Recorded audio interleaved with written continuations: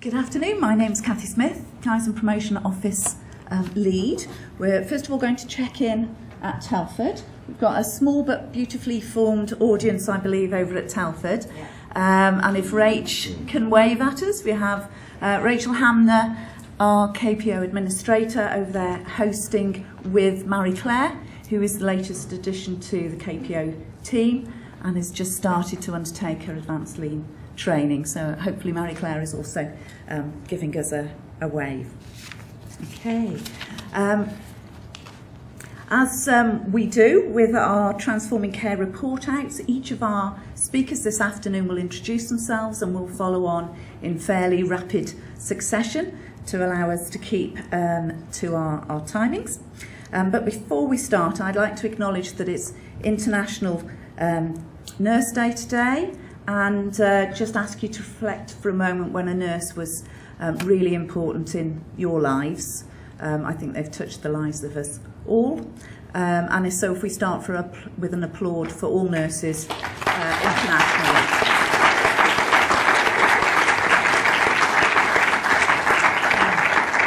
The second acknowledgement I'd like to make is that we have Melissa Lynn. Melissa, would you like to stand up and wave to everybody?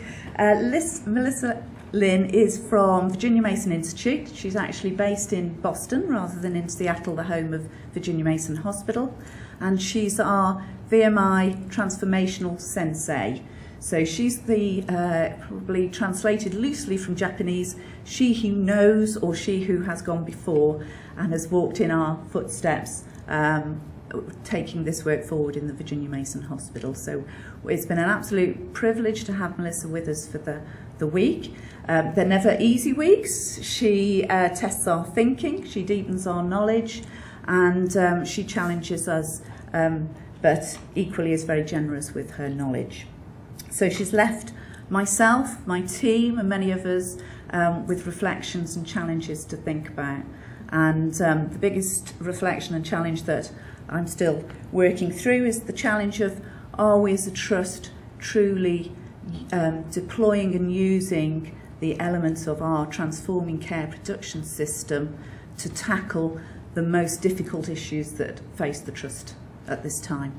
So we've had some massive successes to date, but have we got, which we obviously have, lots more to do, and to use this in every piece of our work, but particularly in those areas that are feeling challenged and scrutinised at the moment. So I'm delighted that Melissa will be sharing on the agenda her thoughts later with us, and also we'll be closing the day with reflections from Simon, our Chief Exec. So at this point I want to hand over to Richard and this week's RPIW team, before we then hear from team members that have been in RPIWs previously, because what's most important is, as you hear about the fantastic work, is how we embed it and sustain it in the weeks and months after. Richard. Right, good afternoon ladies and gentlemen. So as Cathy said, I'm Richard Stevens and I'm a Kaizen Promotion Office Specialist, and I've been the workshop lead for this RPIW. We shall be reporting out to a cycle time of 15 minutes. The boundaries for this RPIW was from when a blood test is requested in the ED to when the result has been reviewed by a clinician. We've been fortunate to have gathered a great mix of talent within the Trust who have worked extremely hard to improve the process for providing our clinicians with accurate and timely blood results for our septic patients. I'd now like to hand you over to the team who will tell their story. Good afternoon everybody. Excuse me, my name is Nick Holding. I'm a Senior Specialist in the Kaizen Promotion Office. I've also been the team leader for this RPIW. The great W. Edwards Deming told us that it's not enough to do your best. You must know what to do and then do your best. So the success of our week is measured by a number of key metrics. The walking distance for our porters to transfer blood culture samples to the labs was 480 steps. Our target was to remove this entirely. The lead time for our patients to receive the results of the tests in order their treatment can continue was 1,134 minutes for blood cultures and 409 minutes for biochemistry bloods. We were tasked with reducing this by 25% for blood cultures and under an hour for biochemistry bloods. Our initial observations highlighted a number of defects in the process. 7% of samples taken in the ED were hemolyzed. 7.5% of blood cultures are not loaded in time to meet a 4-hour standard. 26% of positive blood culture samples are contaminated. and 2.5% of blood culture samples arrived in the lab with no date or time of collection noted. All defect metrics have a 0% compliance target. 5S levels for the environment where items required for blood collection are gathered was level 1 with a target set of level 4. Finally, setup time to enable us to take blood samples from patients was taking just 14 minutes with a target set of 9 minutes or less. We calculate tact time by taking the time available to us and divided by the demand. Our tact time was 1,440 minutes, which is the pace we should work to. The current state value stream map shows the journey of our septic patient and a turnaround of blood samples. Our boundaries are from when a test is requested to when the result is available in ED and read by a clinician. The Kaizen bursts, which are opportunities for improvement, shown here in the clouds, show us where we find waste in the process, and the numbers in between the cycle boxes show the delays and the waits in the process. The overall lead time for this value stream was 1,134 minutes for blood cultures and 409 minutes for biochemistry bloods. Value adding activity was measured at 10%. Hello, my name's Ian from the IT department. There were two problems identified. One was that ED nurses were printing off adult wristbands. The second was a large number of mouse clicks required to print a blood order form. These two problems resulted in delays in queuing of staff at the computer and printer. The printing off of an adult wristband took approximately 1 minute 30 seconds and the generation of a blood order form took 58 seconds. The ideas generated were to get the A&E reception staff to print adult wristbands and for the TQuest system to be modified to have a sepsis pathology order set. We tested the ideas by training the ED reception staff to print adult wristbands. Working with our away doctor Guy Colcott and Andy Harris from the pathology department, ED sepsis pathology test group was created in TQuest. As a result, ED receptionist printing wristbands has released 3 hours of nursing time per day back to patient care. For the ED nurse, creating the sepsis test group in TQuest resulted in an order being raised in 38 seconds. Hello, my name is Emma Balance. I'm a Senior Pharmacy Technician for Cancer Services.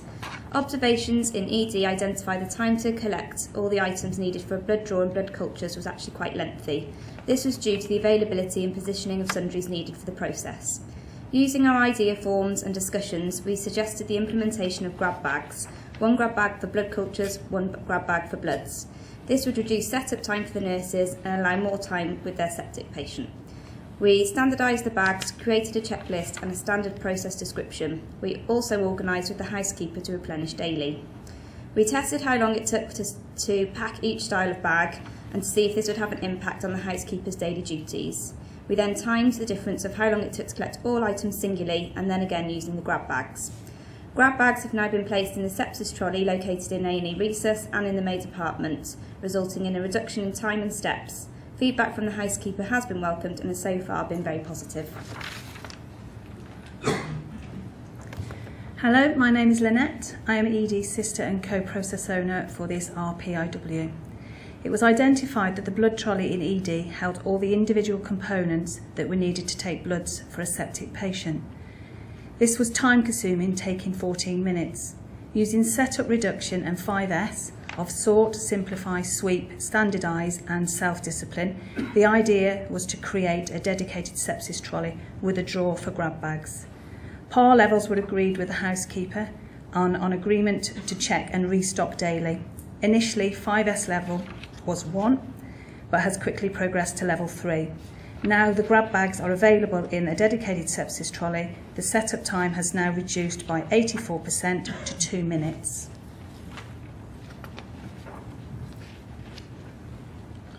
Hello, I'm Howard Selly, charge and porter at the RSH.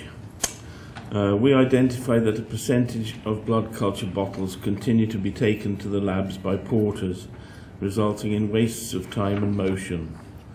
By putting the blood cultures into the specimen box resulted in a median value of 480 steps. The idea was to educate staff and use visual controls to ensure all blood cultures were sent through the pod system. A standard process description was provided to enable all staff, including agency, to follow the standard work. Following testing on the gender, the steps have now been eliminated, freeing up time for porters on other tasks. Should the pod break down, we tested out changing the priority on teletracking from an 8 to a 3, and this has reduced the delivery time by 87%. Hi, my name is Mike Barnsley. I'm a senior biomedical scientist in blood sciences.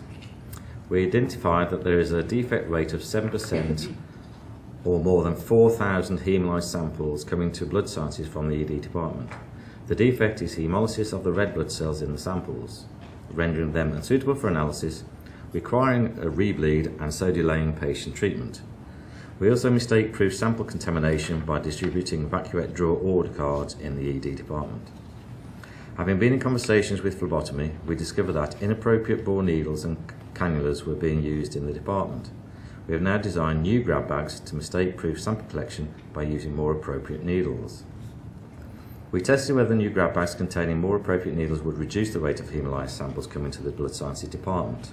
Following testing, this week we observed 0 defects coming to the lab. This will potentially remove the need for more than 4,000 patients requiring a rebleed.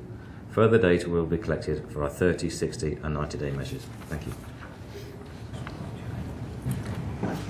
Hello, my name's Jenny. I work in phlebotomy. The problem we identified was that 26% of positive blood cultures were due to contaminated samples. This resulted in patients being given inappropriate treatment in the form of unnecessary antibiotics.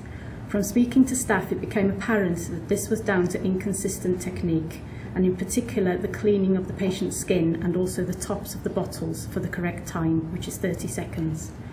Once this was identified using the process of PDSA, Plan, Do, Study, Act, we produced a simple flowchart for the process, focusing on the 30-second rule of cleaning skin and bottles. The new grab bags for blood cultures will also help with reducing contamination as they contain all the correct equipment in the right place.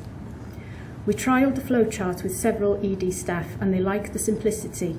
They especially took note of the cleaning of the bottle tops as a point they had not realised was important. The results this week are that we have had a 0 defect rate for contamination of positive samples. Data will continue to be gathered over the next 30 days. Thank you. Hello, my name is Angie and I work as a sister at the Princess Royal Hospital in the Emergency Department. We identified that the blood gas analyser for lactate testing, the key indicator for sepsis, was not being used for 33% of the time. This resulted in a lead time from draw to results of 409 minutes.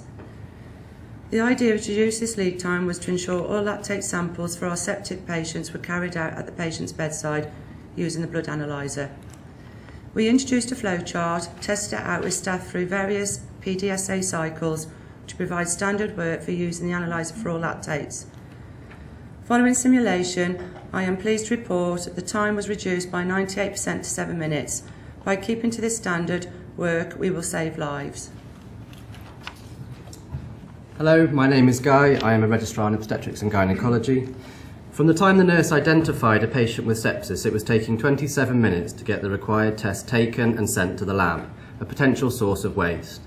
A large part of this was the locating of staff to take the blood cultures due to the clinician workload. The idea to solve this problem was the creation of an ED sepsis team. This team can be bleeped by the nurse to speed up obtaining the required personnel. We also created a communication board for individual beds as a visual control to include which tests are required, sent and reviewed. We've liaised with the ED staff and issued a bleep to a doctor and an HCA along with instructions for their use. The doctor's role is to take the required tests and start the initial treatment. The HCA is to support the doctor and nurse to assist in labelling and sending the bloods using the pod and updating the board, making the workload more level loaded. The discussions that we've had are positive, with the HCAs keen to expand their role. We tested the team in a simulated setting. By using this team and the other measures discussed today, the time to obtain and send the bloods dropped down to 7 minutes. Hello, my name is Jill and I'm the delivery suite manager. The problem we identified was the need for rapid, effective initiation of the treatment of sepsis. On the Gemba, we recognised that a proportion of the ED nursing team were from nursing agencies. We spoke with an agency nurse and she told us that she's a leading member of the ED team in another hospital, but within SAF, she was only using her basic nursing skills. It became apparent that SAF do not recognise the extended skills of nurses if they are not accredited in our unit. We reviewed the current local induction document for temporary and agency staff. On a further Gemba, we identified that due to the time and workload pressures, this was not being routinely completed. We 5S'd the document and have adapted it specifically for the ED department. We've tested it with the sisters within the ED department and they feel it will assist them in the identification of skilled practitioners. We propose that the agency nurse is budded with a regular member of the ED team and the checklist is completed. The agency nurse is then able to maintain a portfolio of evidence of her competency and skills. This then will benefit the patient because they'll receive treatment quickly and in a timely manner. It will also promote safety and improve outcomes. Hello, my name is Karen Gibson. I'm the process owner for pathology. As you can see from the process flowchart of the current state, we identified significant waste in the process, especially around test request, blood collection and transport to the laboratory. Following a series of PDSA cycles, the future state process flowchart now shows most of the waste has been removed. As you can see from the value stream map, most of the Kais and bursts have been eradicated and the waste in the process removed. So we've had an intensive, thought-provoking but brilliantly fun week with this amazing team that you see today. It's been my pleasure to be able to share with you the results of the work. Our target progress report shows that we no longer require a porter to walk 480 steps to take blood cultures. In fact, we no longer require a porter to do that job at all, reducing walking distance by 7 miles a week. The lead time for the turnaround of blood cultures has reduced by 25%, exceeding the target set by our sponsor of 851 minutes. The lead time for turnaround of lactate bloods result is an incredible 98% reduction. Hemolyzed samples, blood cultures not loaded in 4 hours, blood culture contamination and time and date not noted have all reduced to an amazing 0% defect rate. The 5S score for location of items needed for blood tests is now level 3, working towards level 4. And finally, the setup time in order to take blood samples has been reduced significantly by 85%.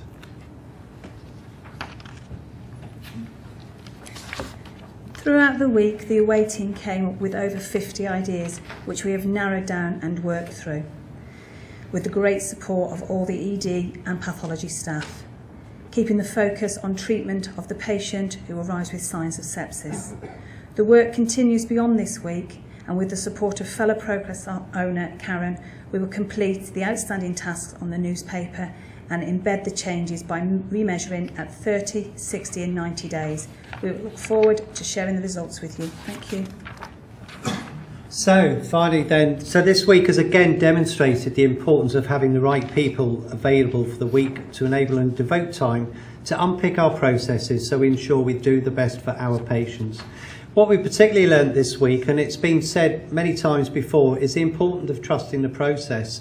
And I want to bring you to another side of the process. We focus on the RPIW week, but there's a lot of work goes on prior to that, and particularly with our process owners, who we invite to go and prepare the people for this work. It's the first time we've been to ED and indeed to the laboratories, and I have to say that it's been absolutely exceptional from both areas, and both have been particularly busy this week of helping to support the team as they've gone in and out testing out their ideas. I'd like to start by thanking Nick as the team lead for his tenacity this week in supporting the team to unpick many elements of this process, which kept opening up many different layers as we went into it. For our sponsor for those challenging targets, for Yvonne and Carla, who are unsung heroes, our facilitators in the corner that have been working extremely hard this week with all these ideas and forms that have been created, etc. So thanks for that. The list I've got here of particular individuals that have been particularly helpful this week, and of course anybody else that's had an input to this process. I'd like to now invite our sponsor just to add some reflections. Good afternoon everybody, my name is Rebecca Hawkins, I'm an antibiotic pharmacist and I had the pleasure of being a sponsor for this RPIW. I'd first like to say thank you to everybody that's been involved. There's been a lot of hard work that's gone on this week, both with the away team and with the teams both in ED and in microbiology and biochemistry as well. So well done everybody, lots of hard work. I set the challenges and I thought they were really hard, but you've blown them away, completely blown them out of the water. So maybe I should have rethought that a little bit, but well done. And I hope that in the 30, 60 and 90-day remeasures that we'll be able to see that continuing on, and the really good work that you've started in this week is able to be continued and carried through, and those changes that you've made really embedded in everyone's work processes. I know that several of you have said within your areas that you've identified areas that you can make improvements, so that's really positive. So I'd just like to say well done to everybody, and thank you very much for from Virginia Mason for giving us this opportunity to make these changes and allowing us to look at things and work in a different way. So thank you very much.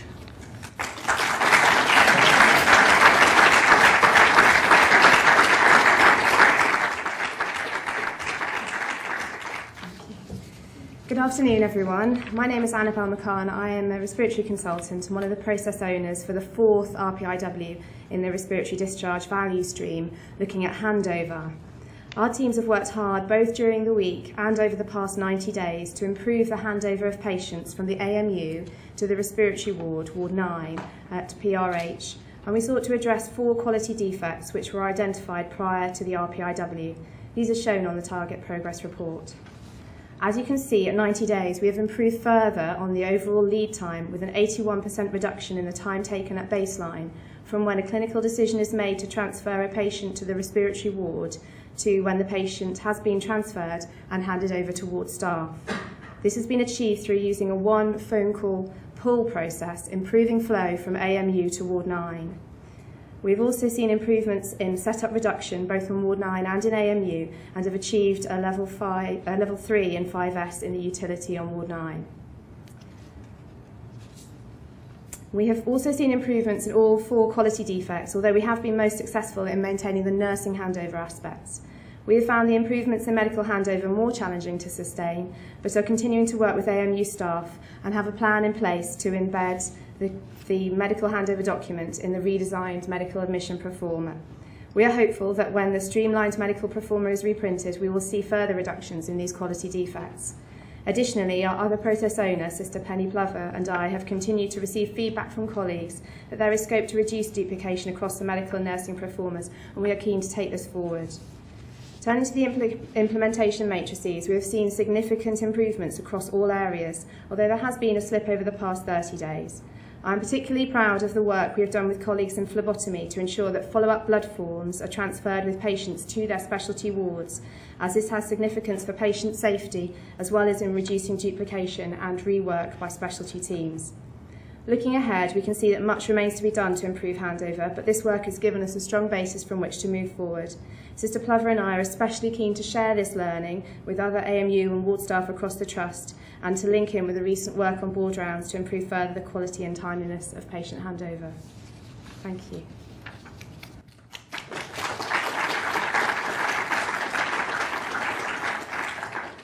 Thank you very much. I was a sponsor for that particular RPIW, and I'm going to share a story with you that happened in the 80s with me.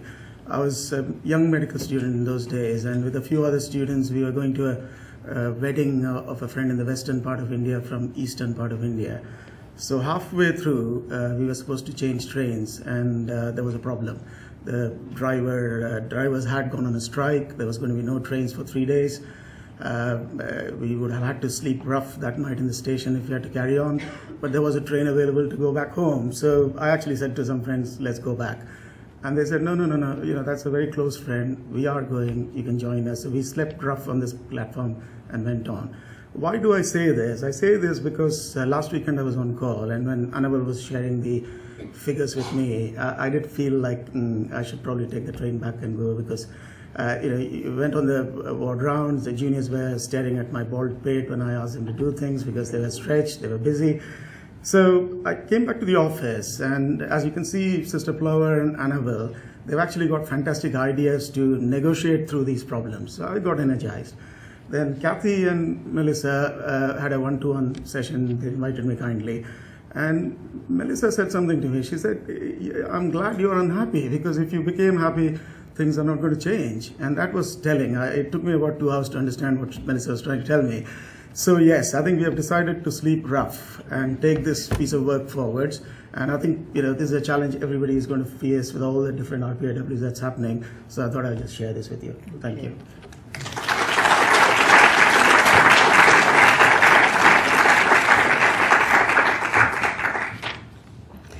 Hello, I'm Sharon Faraday, Cleanliness Coordinator at PRH. I am the process owner for the second recruitment RPIW. The focus of the RPIW was preparation and logistics of vacancy approval within facilities. During the RPIW, the team reviewed the approval process and removed steps from the process which gave responsibility back to the recruiting manager. 5S was used to review the documentation, and a tracker was produced to mistake-proof the process. Remeasures have been done at 30, 60 and 90 days. Since the RPIW, the lead time from when a vacancy is identified to an advert request being sent to the recruitment team has been reduced from 22 days to between 4 to 14 days.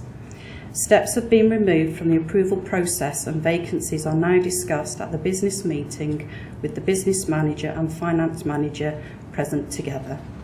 The timing from approval given to advertise to request being sent is now taking 1 day. This is a 95% improvement. The advert request form and the implementation of the tracker have reduced all quality defects to 0%. This means that the correct form is used each time. The form has all the essential information to produce an advert, and the process is not delayed due to annual leave. The 5S of the documentation has simplified the form. The 5S level for the form is at level 3. This has also reduced the setup reduction time to complete the advert request information by 81%. A couple of lessons I have learnt are that anything is possible, and together we achieve, and don't be afraid of pushing the boundaries or challenging ideas. I don't really think there have been any barriers since the RPIW. The only thing I would say is that some staff might still be a little bit sceptical about the RPIWs, and my advice to everyone is if you get the chance to participate in an RPIW, take it, and I can guarantee that when you start on the Monday you'll probably think, what am I doing here?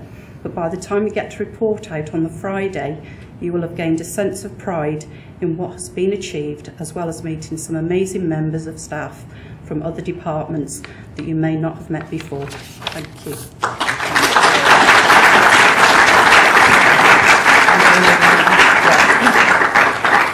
So I'm Paula, and I'm declaring a fear of microphones, but with my voice I think I can manage without a microphone. And I'm standing here as the sponsor of the RPIW in recruitment. And recruitment was one of the, well, it is the first RPI value stream rather, that looks in a non-clinical setting and actually touches all of us. So if we can get our recruitment processes right, each and every one of us will feel that benefit really very quickly. There's not a lot I can say about the 90-day measures other than they were beautifully delivered by Sharon, so well done, Sharon. We knew that facilities were brilliant before we started. We know you're even more brilliant than we thought now that we've had the pleasure of working with you throughout this RPIW. So thank you, Joe. I know you're over in Telford for your full support from your wider team. It's exceptional what we've managed to achieve, and it's exceptional for me, and I feel like a bit of a proud mum watching Sharon stand here and present that, because I know how nervous we both were when we first went with both Nick and Lou, and their guidance and support from the start was phenomenal, so thank you very much. So really well done, team. We need to keep focused. There's still areas where we need to revisit and reframe, but you know, without your commitment from the start we wouldn't be where we are now, so thank you.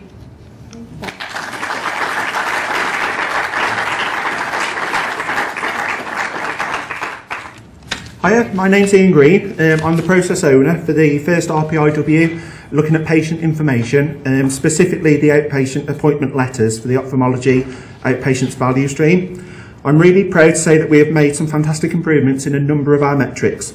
Our 60-day remeasures have shown that all patients who have been referred to ophthalmology have received a first contact within 4 days of receipt of the referral. The baseline for this was 56 days, which is an improvement of 93%. This means that patients know that their referral has been received into the trust within 4 days and it's currently being processed, rather than having to wait 56 days until they receive their first appointment letter. The transfer of the new layout that we developed during the RPIW into a format that our external letter printing partner Cinetech could process did pose some significant barriers. Their system works by using barcodes which are placed onto the margins of the page of the letter, and when testing commenced it quickly became apparent that the letter was too wide to allow the barcodes. Initial attempts to change the letter format were unsuccessful. However, with perseverance and a complete rewrite of the letter template, I was able to complete it with little noticeable difference between our original concept and the finished article. The letters then went live on day 37.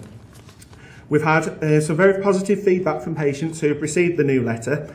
In addition, the 60-day remeasures have demonstrated that 0% of patients arrived at the incorrect location for a patient appointment, whereas previously we were averaging 3 patients per clinic were going to the wrong site or the wrong clinic. In addition, the percentage of patients who arrived in clinic unaware of how long they would need to spend in clinic following the provision of eye drops has decreased from 100% to 0%. This represents a fantastic improvement in the patient experience. One of the barriers we experienced was the ability of the transport service to view patient appointments in SEMA in order to confirm the correct appointment location. It was a very technical issue, which I won't pretend that I understood, but it did involve trying to get one of our systems talking to one of their systems. This was resolved on day 40. Another barrier arose from a comment from Mr. Cheetham at the lunchtime CEO stand-up regarding sight-impaired patients receiving a first contact acknowledgement letter in regular font instead of a large font, because at the point of referral we would not know that the patients were sight-impaired. After consulting with the GP liaison, it was decided that relying on the GPs to provide us this information as part of the referral wasn't robust enough, so we decided to advertise our large print service on the reverse of the acknowledgement letter. So whilst this doesn't fix the problem, and it means that sight-impaired patients still won't receive a large print letter at first contact, it does make them immediately aware that they can opt into the service and gives them details of how to do this. The RPIW has been a very worthwhile and empowering experience, and I would encourage anybody to get involved with one if they can. It's extremely rewarding to see your ideas help make such a difference to so many people in such a short space of time, and quite often it's the simplest ideas that have the biggest impact. Thank you.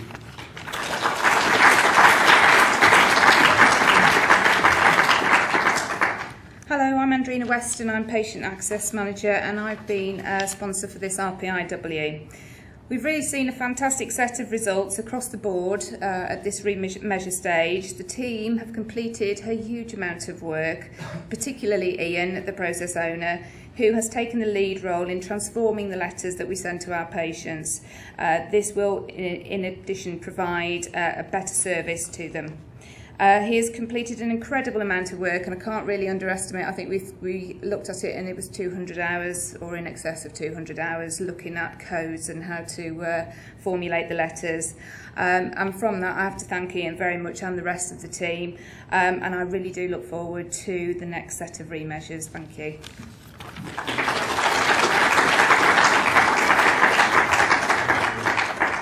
Hi everyone, my name is Edwin Bowman, Medical Director and Exec Sponsor for Value Stream 2 on sepsis. And like Paul, I prefer the more direct audience contact without having that thing in the way.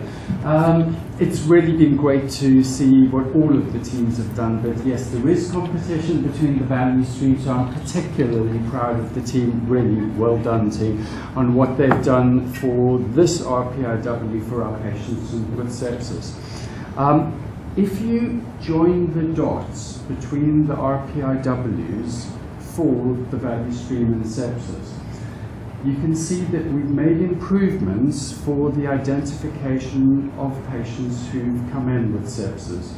We've improved the ability to diagnose those patients formally more rapidly.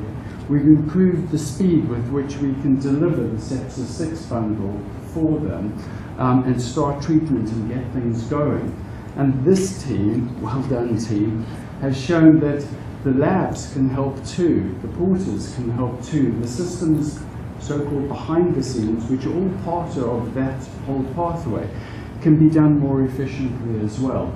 So if you do join those dots, and this is my challenge to all of you, take away some of those ideas, and while they've been in AMU, Ward 28, SAU, and here on the joint ED and pathology gamba, you could be doing the same for your patients in your clinical area, in your part of the trust, and think, how can we take away some of those ideas and implement them in our area too?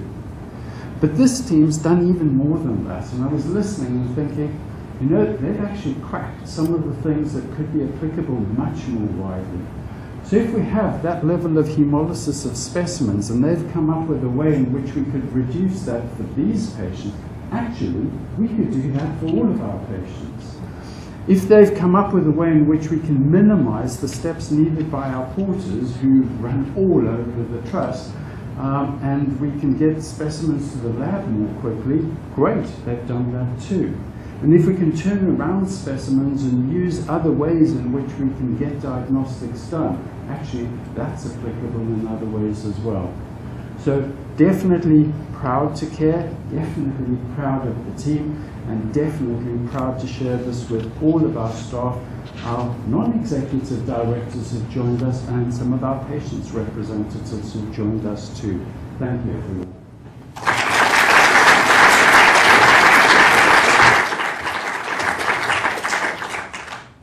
Good afternoon, everyone. If you've not met me before, my name is Melissa Lynn, and I'm the Transformation Sensei from Virginia Mason Institute. Kathy and I have been reflecting over the course of this week during my Sensei visit on what we've really learned over the course of just 18 months or so together. You are also in danger because I'm starting to recognize more faces and remember more of your names. So don't fret when I stop you in the hallways and ask you how your Lean Field Leaders is going or how this production board are doing. You're staring at several of you in the audience. As I was thinking about what the RPIW team was learning through the tough conversations and the abilities to PDSA so rapidly once they got it going, and the conversations that I had with a number of you, over 60 of you in the course of this week. Some of you were coming for answers, some of you were wanting the time to reflect, share secrets, share intimate details about where you are in your personal transformation journey.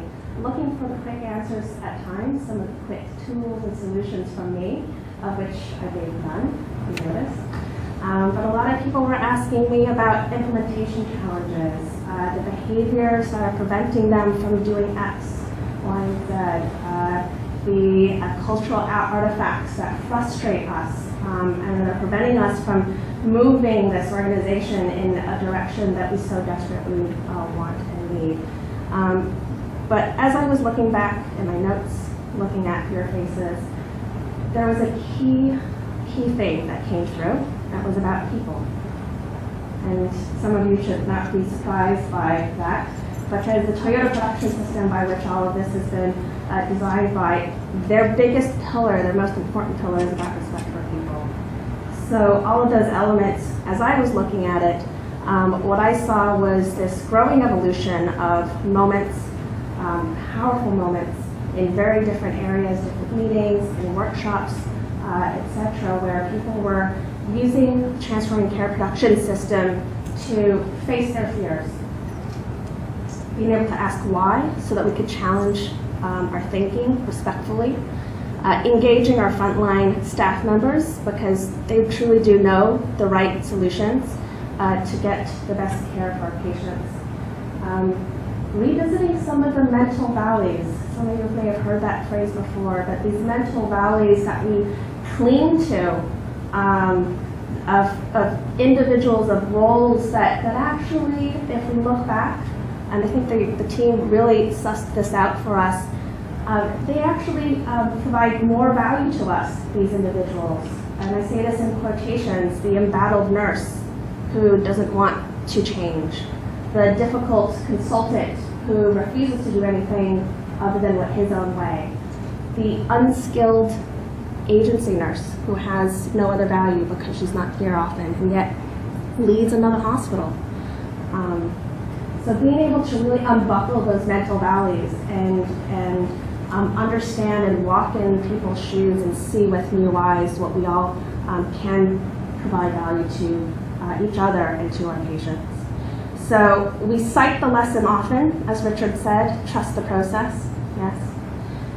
But I urge you all to really think about using the Transforming Care production system as a rebirth for staff, because really what trust the process is for us to trust the people. So thank you.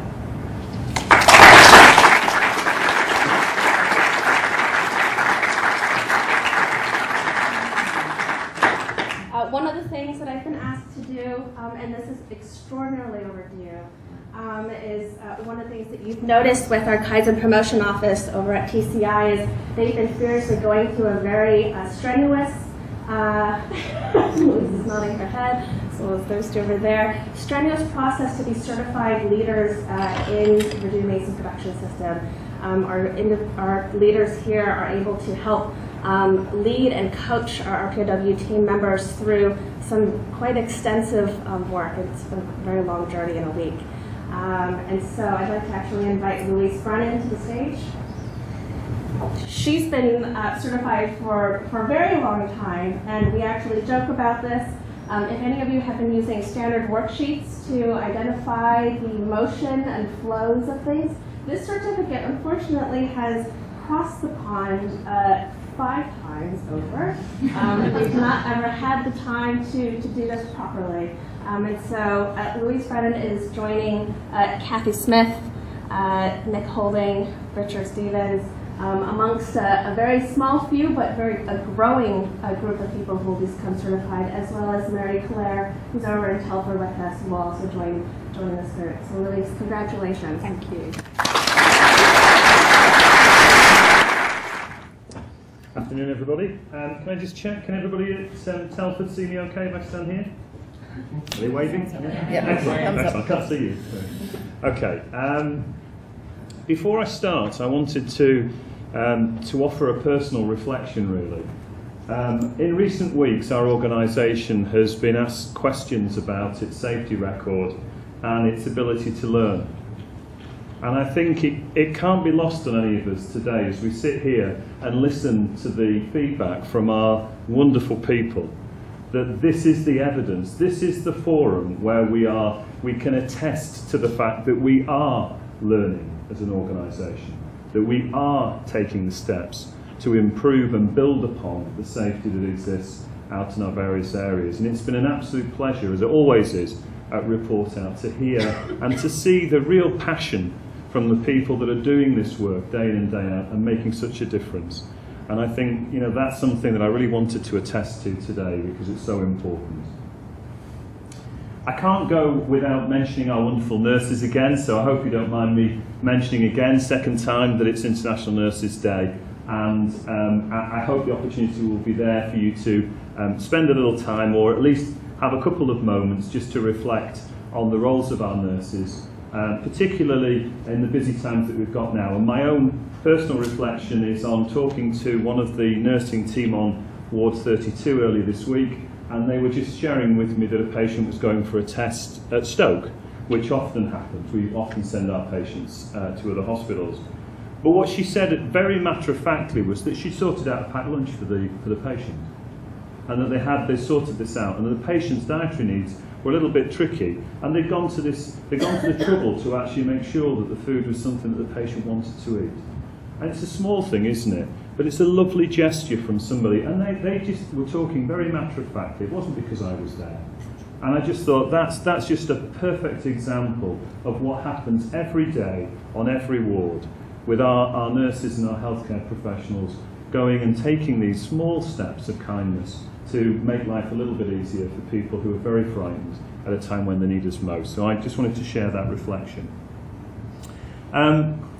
So let's talk about a little bit about what we've heard this afternoon. So I normally sort of struggle to decide which bits to mention, and I've really struggled today because there's been so much. You know, the teams, I had the good fortune to be able to go on the Gemba in preparation for this week's RPIW in the labs and to see what's going on. And what a lot of you don't know is that the labs are going through a process of change. We're knocking the labs about, and there's going to be holes in walls and all sorts of things as we rebuild the labs. So, you know, in the same way that we talk about our A&E teams who are very, very busy this week again, it's very busy and challenging in our labs, and not everybody will see that because, you know, we don't always get the opportunity to go in there. But to see that they're doing this work in this backdrop, fantastic, absolutely fantastic. So it's lovely to get the opportunity to do that. And I wanted to comment on Edwin's point as well, that it struck me particularly that these are pieces of work that touch all of our organisation. We've heard about pharmacists, A&E, you know, the scientists in our laboratories, our nurses, our clerks, you know, everybody, our doctors, everybody is involving themselves in this work. And I think this is probably the first time for me that I've been involved in something that's got a real life and energy about it, that is about the people that are doing the delivery, doing the day-to-day work, supporting the necessary steps that we need to be able to make this a reality, and doing it together, and doing it in a way where people are being open.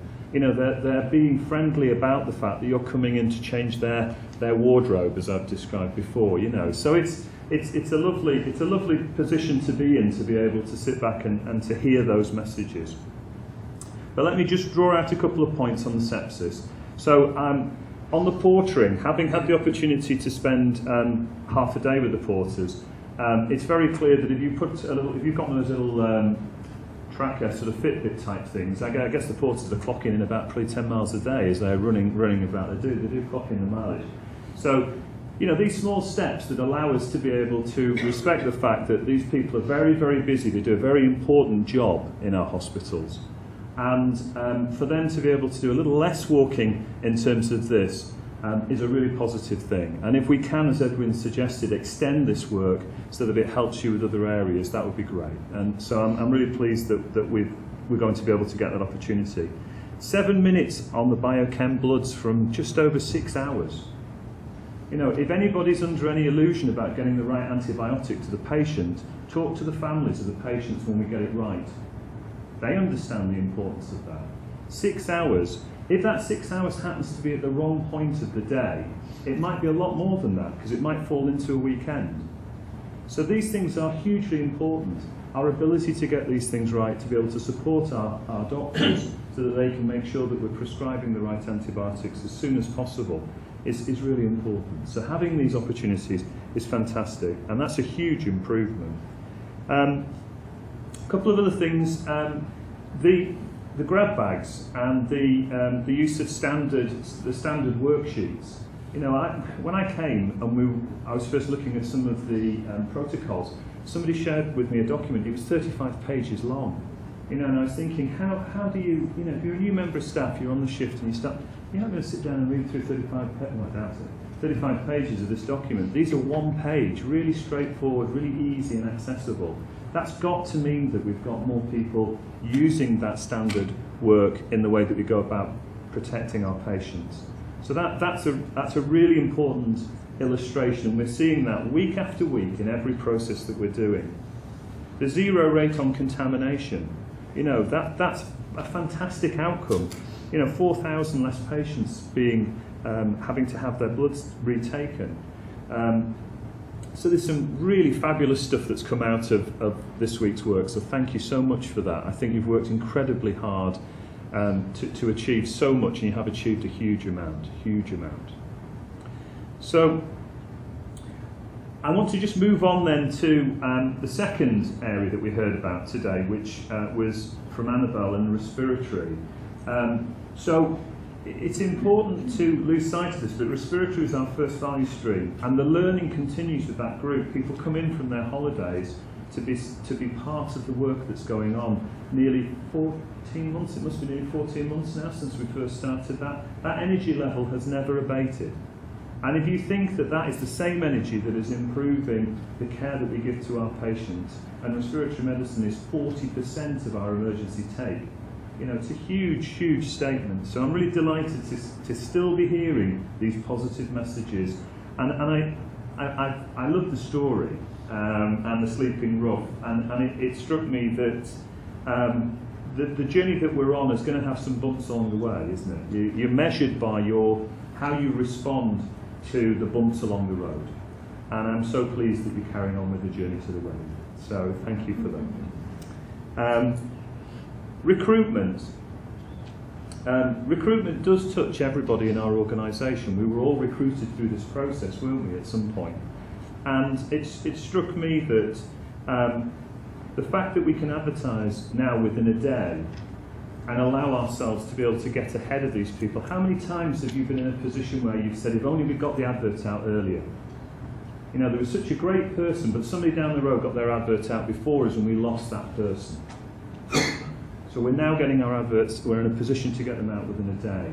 Within the work of the value stream at the moment, we've taken 62 days off a process. Over 2 months off a process.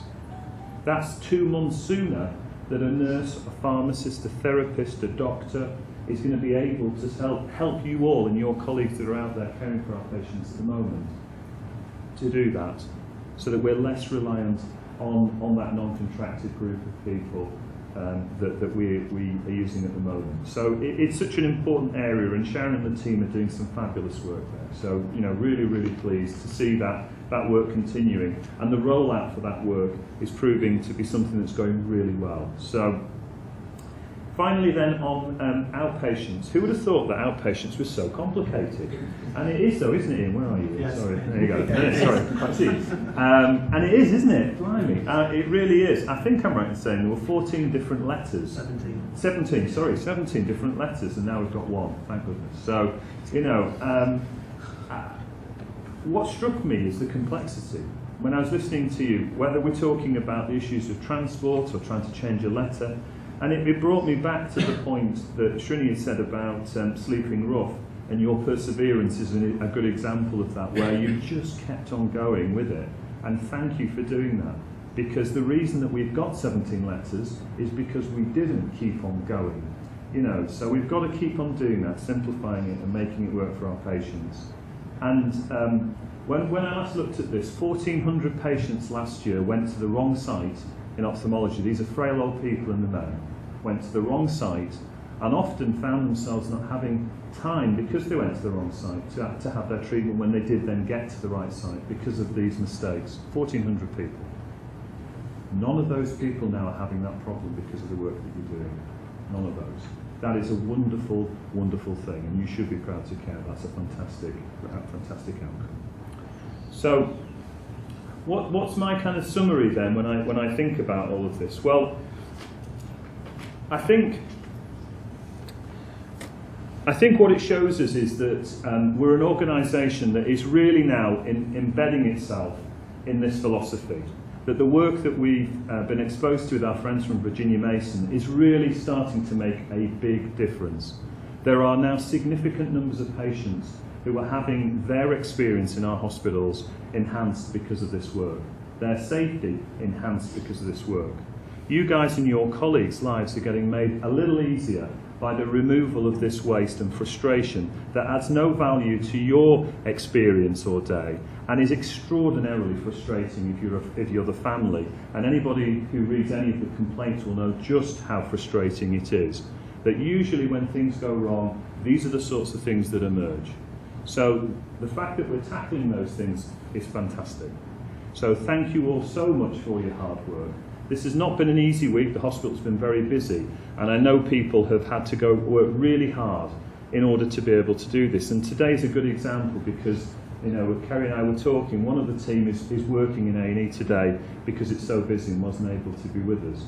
And you know, that just says it all, doesn't it? So I really wanted to just one last time give everybody a massive clap for what a huge amount of work's being done, and we're very proud of what you're doing, very proud. Thank you.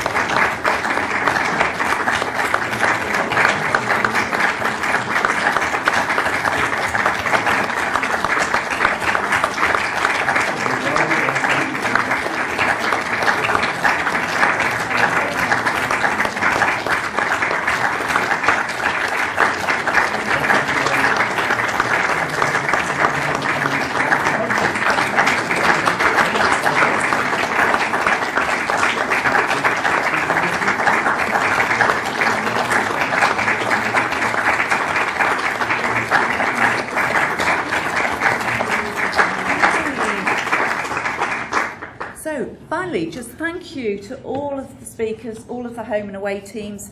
If you want to know more, the 2nd of June in here, that's Friday the 2nd of June, we've been asked to open our doors and share our work with the region. So we have, and I say the region, and that's also the region and the partnership of 5 trusts that we're embarking on this journey with VMI with. So we will have visitors from Surrey and Sussex and Coventry and Warwick with us for the whole day. So Rach will be able to put you on the attendance list if you can come and bring some colleagues, but we will be spending the whole day sharing our work. So thank you and have a good weekend.